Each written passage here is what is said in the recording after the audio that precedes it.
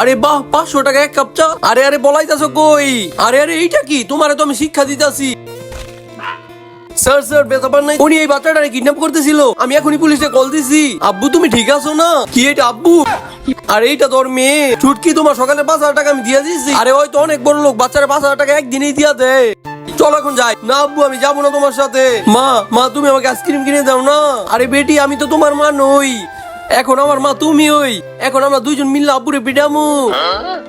এই বাচ্চাটা কত মাসুম আর দয়ালু মনে হইতাছে। বেটি তুমি একবার তোমার আব্বুর সাথে ইন্টারভিউ দিতে যাও, আমি ইন্টারভিউ দিতে যাব। যদি তোমার ভালো না লাগে আমাকে কল করবা। হ্যাঁ ওকে ঠিক আছে। বন্ধুরা এরপর আমি যখনই লিফটে গেলাম, আরে তুমি বাইরে বের হও। তুমি কি আমাকে বাইরে বের করার শোনো নাই নাকি?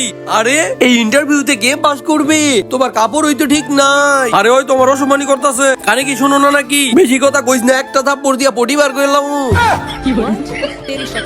বন্ধুরা পার্ট 2 দেখার জন্য এই ইমোজিটা।